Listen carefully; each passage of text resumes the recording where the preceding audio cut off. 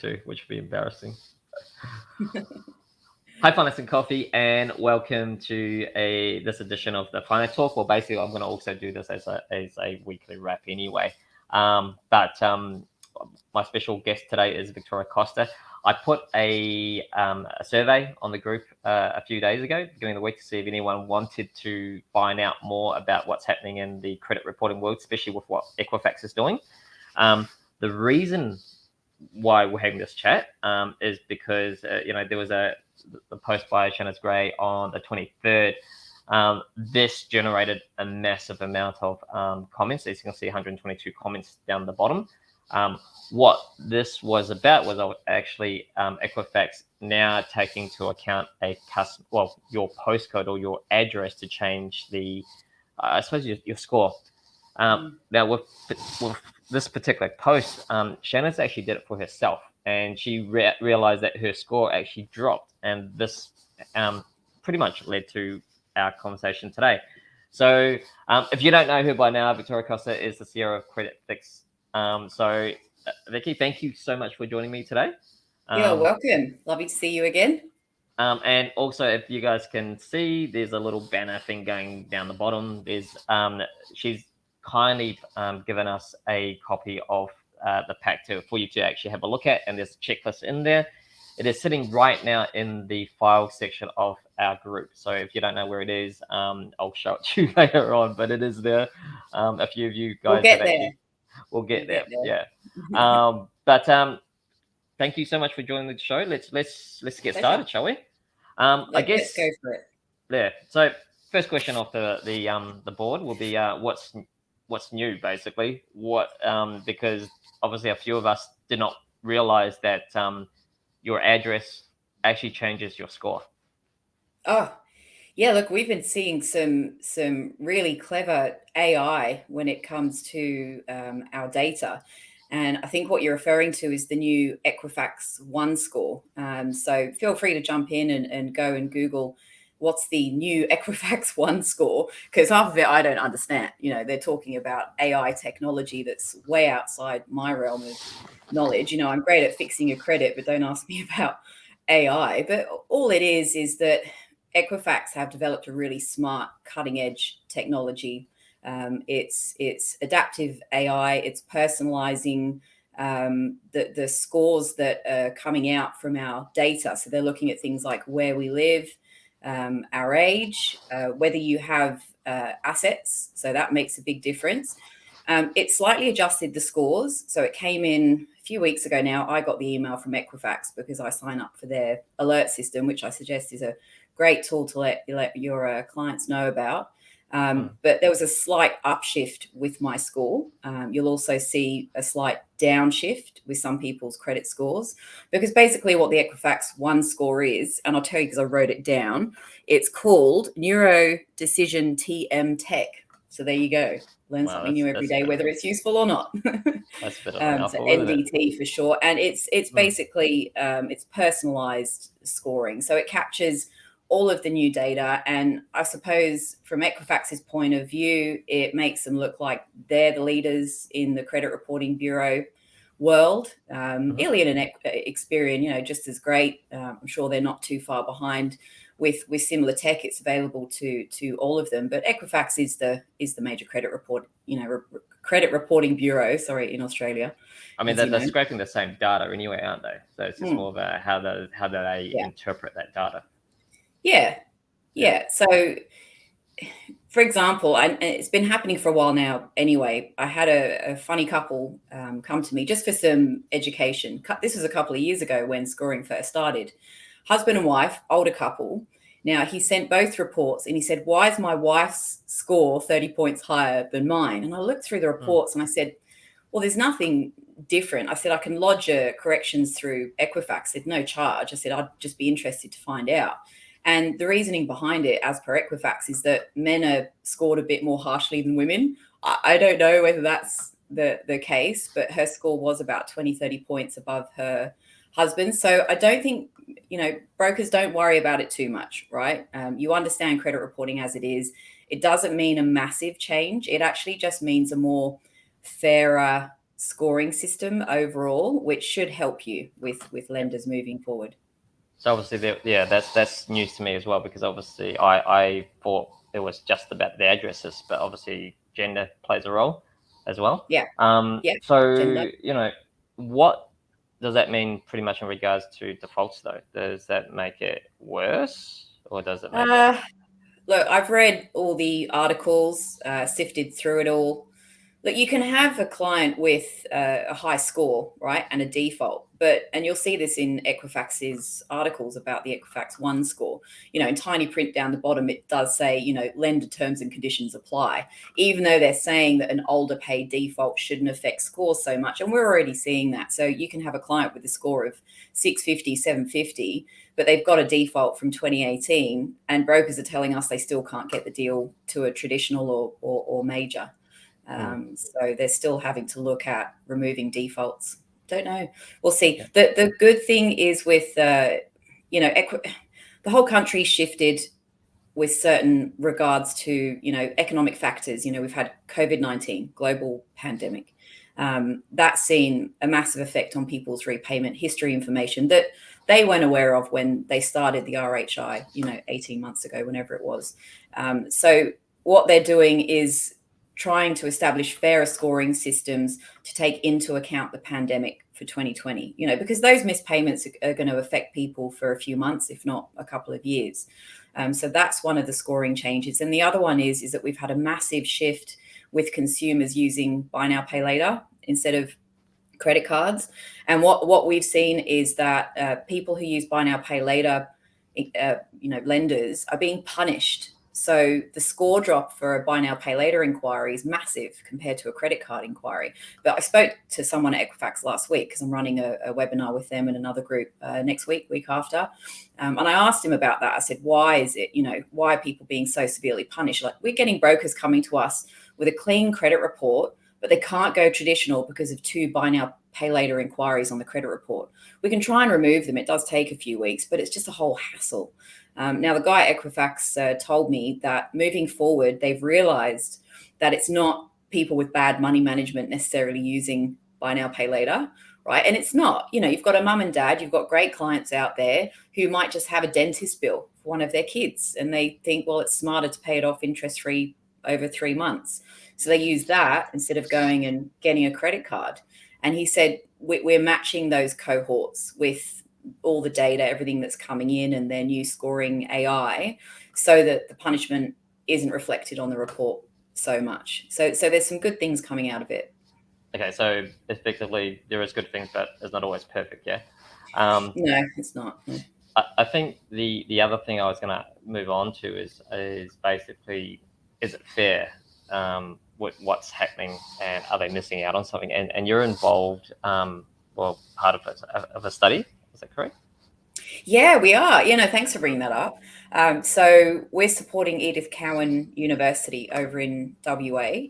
In fact, our WA BDM, Charmene, some of you may have reached out or heard from her before. She's one of their PhD students, and she's the one running a whole study, PhD level study on credit scoring in Australia, and whether or not it is fair. And she was going to come on this morning, sorry, as we chatted about before, but she's stuck doing the school run. I think it's like 8 a.m. or something over in Perth, That's isn't it? okay. Yeah, Yeah. It's the school run is. I think we've had this conversation ourselves. It's terrible, especially coming out of lockdown. I've I just forgot how misjudged a stressful it lot of things. is fitting that in That's and mm, work when you're busy. Like, I feel like I've been racing this week, absolutely yeah. racing. Heaps of brokers I've spoken to are the same as well. So all in the same boat as usual. But she Hmm. did give me a summary, and basically the study is to identify social characteristics that can better drive better credit outcomes to foster social inclusion. So, i.e., to identify the relationships between individuals' educational, social achievements, and credit score. And it's a fantastic study. I've read it. She's got algorithms in there and equations in there on how we could better apply things like, your background. Have you lived in Australia all your life? Your educational status. You might have been doctor in Iran and you come here and you're 40 years old and you've got no credit score or a low credit score because of the current algorithms. Is that fair? If you're currently very well educated and you have an understanding, shouldn't that be included in the data? But the study's ongoing, will be finished at the end of 2022, I think. Yeah, So I'd yeah, love to bring you back there and just to report on that as well, because that will be massively. I'll keep you posted. Yeah, Yeah. yeah, we're hoping to send it up to government. It's like a 3-year project. Mhm. It's pretty intense. I don't understand half of what Charmaine has written. Any of you who've spoken with her, she's very, very intelligent. Mm. So I sifted through all the Yep. maths that she had in there anyway. Yeah, because we've seen obviously a few questions on finance and coffee, especially about new migrants, whether they can afford a loan, who will accept certain people on certain visas. And then we've seen other comments about, people being told because they knew they should just get a loan or something just to get their credit Yeah, report being active, right? Getting a report being active, I think that was something that was told to me when I was a young 19-year-old. Whether that was true or not, I think it's one of those things when you hear someone doing something, you assume it's true. But then I think our yeah, job as an industry is to, I yeah. It's a suppose, bit read. like that sheeple phrase, isn't it? Yeah, yeah, If someone unfortunately. moves up in the traffic and then everybody else follows, Yep, that sort yep. of that sort of thing. We all do it, especially when we're young. Yeah, look, I actually asked this to the guy at Equifax last week, right? Because I'm like, I want to hear it from the horse's mouth. Mm, Are we giving the right advice to consumers and families when they're asking us about this? Because you've got the cohort of younger people, like you said, when you're 19, didn't know, you just kind of followed the crowd.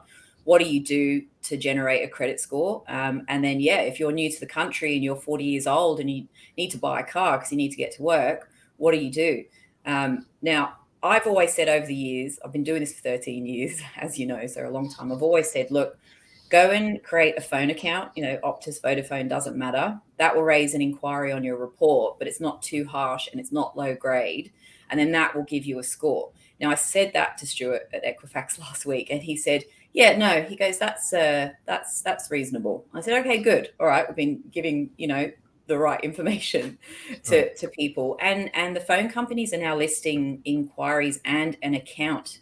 So we've seen Optus over the past few weeks. If someone's opened an Optus account, they've actually got the account listed on their credit report. There's no repayment history information because they're not under CCR, but there is an account there. So best advice if someone's new to the country or they're young is tell them to go and get a phone account. Well, I guess it's they were going to have to anyway, aren't they? Because you can't in the society right Yeah, now. It's almost like, need a you phone. need a phone. Yeah, and that's Yeah. that obviously affects, because I do I volunteer with the St. Vincent Soup Band, and there's a lot of things for someone that's homeless they cannot do because they don't have an address, double address, and B, they don't Mm, have a phone to do the usual things that we take for granted, yeah. such as emails and so forth. So Mm, and that's where it's hard for them to even get off their situation because of mm. those things.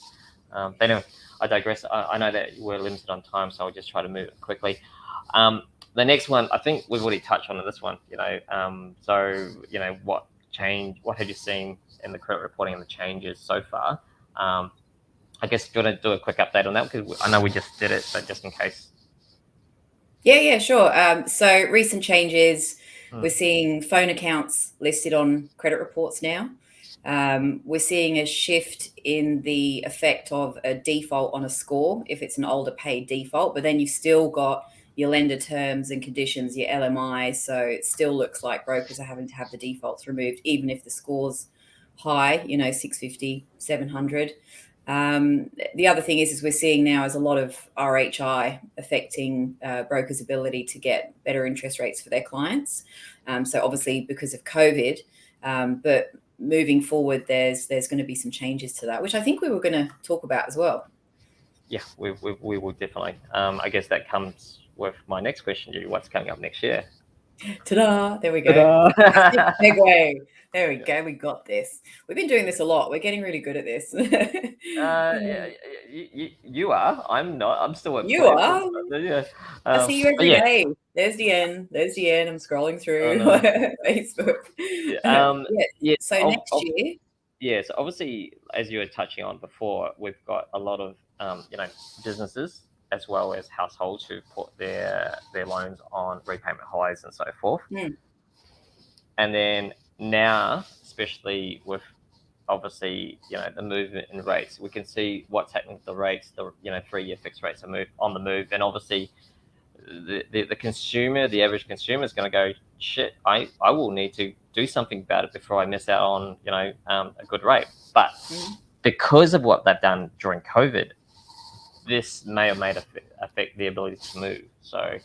yeah, So that's, I guess that's my yeah. explanation for that. Yeah, and it's not just in 2020, 2021, it's 2022, right? So it's ongoing. You're going to get back on track. Your customers are going to get back on track. Economy is going to keep moving. Hopefully, we're out of lockdowns. Businesses are going to, hopefully start doing well again. But yeah, it's still going to affect your ability to get your customers loan approved at the better rates, like you said. The big change coming up in next year, and don't worry about it for now because it's not till June, and we can always do another update when it comes up, and show some reports and show brokers what it's going to look like, because we don't know yet. I just found out from Equifax last week from having a chat and asking him too many questions. They started laughing at me. I was asking so many questions. I said, Stuart, I said, can you actually speak to the powers that be and get rid of the other credit reporting agencies? I said, because we only need Equifax. I Yeah. wasn't trying to suck up to him, but really, I mean, that's my one big irritating thing in credit reporting is, why do we have to have three credit reporting Mm. agencies? It's so confusing. I mean, poor brokers, like 3 credit reports, there's 4 or 5 different credit reporting agencies now, 3 different company reports, 3 different personal reports. Anyway, that's my whinge over And the the other one is which bank uses which Yeah, one, yeah. because at the end of the day, just like anything, it costs us Mm, money. So some banks will choose one, some bank will choose two, but there's 4, right? So mm, for you guys listening in, obviously the file section has the pack that Victoria's given us. It actually lists those 4, and it lists where to go to find that information. Sorry, I digress. No, you're all right. No, look, it's a great pack. I put it together because we're using that across some webinars that we're doing, workshopping in November. And what I realized is that how much time we're spending educating someone on a credit file or credit reporting in general. It's about an hour on the phone speaking to a broker's client, which we don't mind. That's our job. We're great at it. That's what we do. Okay. But for a broker, and I used to be a broker, as I've told you before, and the amount of work you have to do. And now all of this credit reporting is coming right at the start before you can even get to pay slips, get to speaking about servicing. It's all about the credit reporting. And I don't want brokers to have to spend an hour, 2 hours explaining all of this to their clients. So the pack that's uploaded is actually a whole explainer pack that brokers can give. Feel free to edit it, add your logo, whatever you want to do. Add some contact details on there. You can give that to your potential clients or existing and say, hey, I need you to have a read of this. It helps the client understand credit reporting, credit scoring, how to improve or even fix their credit reports themselves. So it's massive time saver, which I think is awesome. So go and grab that if you can. But coming back to the chat with Equifax about what's happening next year, basically what's happened is they've seen, and this has come from AFCA, ASIC, whatever, the powers that be, is that because of the pandemic and all of the RHI reported, or the R's for not reported, Mm. the lenders are then having issues because they're seeing these R's and going, oh, that means they were in hardship. What do we want to approve this deal? So the big shift in June, and it's not going to be backdated, but the big shift mid 2022 is that you'll have your 24 months RHI listed. But then if the client, and this is only moving forward from next year, if the client has 3 months next year, say August, September, October, they're in a payment arrangement, as long as they stick to the arrangement, regardless of whether it's hardship or not, the repayment history information will still be recorded as zeros, right? Which is good. So 0 is no That's arrears, fantastic. but there'll be another section underneath which states maybe an H, we don't know because it's not here yet, maybe an H in August, September, October for hardship. Yep. So the lender can see, but as long as they stick to the payments, there'll be zeros for those months recorded. Does that make sense? So it Yeah, won't that makes affect the sense. Yeah. score. Yeah, okay, good. Well, Yeah, I I mean, will look, look into that. in a day, when that was available, especially for anyone that's running a business, right? It's like, well, wouldn't I take it up? It's Yeah, part of your cash flow, right? Whether you're yeah. actually in hardship or not. There's a few people that slipped through the cracks simply because it was there for them to use. So why wouldn't you? Yeah. So yeah. Um, okay, so are you okay if I move to the next question? Yeah, go for it. I think it sort of relates to what we're already talking about anyway, which is, in the file section. So what are your top tips for brokers listening in today or listening to this video in the future, right? Because there's a few Yeah, different look, ways today. 100%. Yeah, two top tips. Number one, if your clients aren't signed up for the Equifax scoring system, and I make no money out of saying this, Ilian also has a credit scoring system. Just to make I sure sign we up for it. also, Yeah. I'm just putting it in the ad too. I'm sorry, the banner too.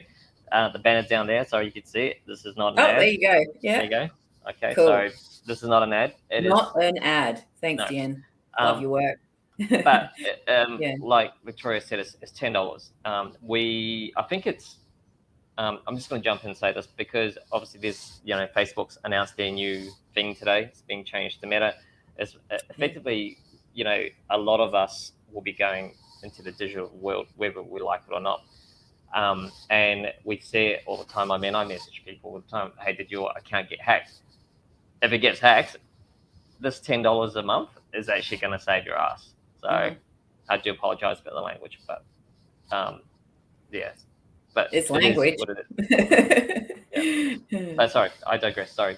No, it's a really good point. And I always say to people, look, I sign up for it. It's $10 a month. If anything happens to your report, you'll get notified. You get score updates every month and you can see exactly what's happening on your credit report. And at the end of the day, I'm sure you're spending $20, $30 on Netflix, Stan, and Paramount Plus subscriptions every month. So what's $10 when it comes to security about your data? I mean, this is your data. It's going to become so important. I mean, lenders are already using the credit report versus 6-month statements to approve people. It's not going to be long before that's the system that most lenders will probably use. It'll be credit report will be the very, very first tool that they'll use for assessment. So on that as well, because the file that you gave us, something I also didn't think about was obviously, you're a business owner, I'm a business owner. Most brokers are business owners or their clients are business owners. Your invoices being outstanding will probably affect it too, right? Oh yeah, You? we've added that into the pack. So we talked about company reports a little bit in there. So what it is with invoices, so say for example, you have a supplier sends you whatever it is, TVs, whatever it is that you use. They'll have an invoice term on the invoice, right? As we know, so 7 days, 30 days. If for some of them, they report to Equifax or Ilian whether you've paid within the term. So we're seeing companies, and they have scores too, being affected to grab the best interest rates or grab, business lending, which is, I think, a bit more strict than consumer. But they're having issues because they've paid 7-day invoices in 30 days. And that's showing up. This company has it. They've got like a little, they have a pie chart. And it's like, 70% in term and then 30% not in term. Credit teams are looking at that. So, yeah, very important to educate companies, business owners, clients that you may have that run businesses. I mean, they're great little conversational pieces too, right? You can send out a little social media post like, did you know, you need to pay your invoice terms on time, or it can drop your score, that sort of thing. I But yeah, think there's a little bit of that's a that in top tip. there. Yeah, I think Yeah, that's a top tip yeah, as well, because I think it's also something that helps a broker to re-engage with customers as well. Number one, this is the perfect time to talk about it, right? Rates are probably increasing. I usually hate the whole, what's the Reserve Bank going to do next Tuesday? But I think now is a valid time to do that, and talking about what you just said now, because I think, like I said, if we're in finance, if we weren't even aware of these changes, how's the the average consumer going to do that? Oh, Deanne, you don't like so many people are so confused out there. It's just, yeah, half our week, I've told you this before, I sound like a broken record, but half the week we're just educating people. They have no idea. Our kids don't know. And it's only for us in finance that our kids are being educated on this stuff. It's all the next generation that we need to educate. Actually, that was a good, we were chatting about TikTok the other Mm, week, weren't we? we were. And Yep. having a TikTok channel. That's really good because you want to reach out to the next generation because they're going to be your next clients in 10 years and they're all buying off TikTok. So we've already got a channel on TikTok and we're doing, well, it's been lockdown, so I haven't done any by myself because that's a bit Yeah. sad. I'm waiting for the staff to get back so we can do them together. You're But still doing cooler great. than me. You're still cooler than me. Yeah, I I don't have a did. TikTok channel. I did one coming down the stairs on a boogie board, and I was like, Yeah. "This is what too many inquiries can do to your credit score," yeah. So, Maybe but you could share that your TikTok channel on the comment section yeah, afterwards. Yeah. yeah, Yeah, that'd be cool. just credit fix solutions in Yeah. in TikTok. You can go and find it. We'll do the staff are back next week, so I'll get them to do some more Yep. videos. But go and engage them because they'll be our customers in 5 to 10 years time, and they're buying in TikTok in droves, which is kind of ridiculous, but it's the way the younger generation works. Well, it is. We're using Meta now. It's used formerly Facebook yesterday. And Are you excited about the metaverse? to be honest, I didn't really have much time to give it a thought. My Have you kids have you understood it. considered your avatar for the metaverse? I haven't yet either. So we'll see because I'm at that age where I think my hair grades a bit quicker, so I'll probably have to look into that very quickly. Anyway, but It's yeah, gonna be so fun. We could meet. what? We could all put headsets on, right? And Yep. all meet up in a virtual event and just all hang out. You could walk around. You could have a room. You can have a boardroom. No need to travel ever again. We can just Well, all hang out. that's exactly like that movie Ready Player One. So Yeah, have you seen it? It's and great. yeah, so it's when I sort of read that was what Mark Zuckerberg wanted to do. I thought, yeah, okay, that makes sense. His problem at the moment, and I say problem, but the challenge is that Facebook is predominantly an older set of users. And whereas when you talk about TikTok, you're talking about these other platforms where the young kids are going on because they want it. They are probably not interested in the stuff we're interested in. So, but anyway, and that's Well, if where they can Mark have a shines. separate oldies section in the city where some offices and Yeah. maybe we'll have like a knitting room or a crossword room, or we can go and play, bingo together. You know what? That might be the next Finance and Coffee event, a Yeah, bingo event. Yeah. So, yeah. but anyway, guys, thank you, Victoria, for coming on today. Pleasure. Just a couple of things as a reminder here. Number one, you can see the scrolling. There is a checklist that Victoria's kindly given to us, and it's one where it's not. I think you should put it as part of your behavior repertoire when you send out your credit proposal and so forth. It's just what if how many conversations have you wasted with a client when you submit an application, something bad happens, and you have to re-educate them at that point in time? Why don't you try to educate them at the very beginning? So that's where we need to have a look at. The other side is the Equifax alert system that Victoria was mentioning.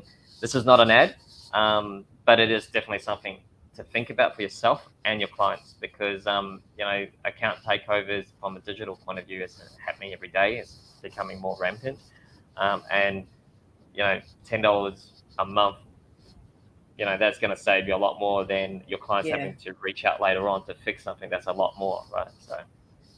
And they can just go and set that up and send the broker the report, right? Because when you sign up, you get a report and then you get a report every 3 months. So then the broker's educated, but actually got out of having to go and generate reports themselves, which is a bit Excellent. cheeky, but it's good in a way, right? And then how much time have you saved yourself talking about It is. credit reports to customers? The other obviously the other thing, the last thing I want to mention as well, and I've said it before as well, with these other businesses that produce free reports. My opinion would be to point your clients to the reporting agencies themselves rather than the ones which are producing free reports. Mm. Reason being is because that's a landing page for someone else's business. Um, be the hold of the client is maintain the client that way rather than getting the client to be a cheapo, because you don't want another broker contacting your client or another business contacting your Totally. client. Yeah. Yeah. But anyway, that was my thing. I'm not saying that those other businesses are bad or anything. I'm just saying you should maintain your own uh, client. I had a Um, client go and do one by mistake, right? Sorry, just quickly, you just reminded me. And mm, she sent me the whole screenshots from them, and it was like, congratulations, you've got a conditional offer from, I don't know, whatever lender it was. And I was like, see, I told you they sell your data. And she goes, you weren't wrong. mm. Yeah. Well, this is But the again. correct websites are on the pack Yep. that's being uploaded. Yeah. Yep. All right. Well, thank you so much for your time. And as a repeat, and I've said it twice before, look in the file section, guys, because that file is an awesome piece of work that's going to save you a lot of time. Okay. Victoria, thank you. Pleasure. Take care. God Okay. bless. Have a nice Bye. weekend.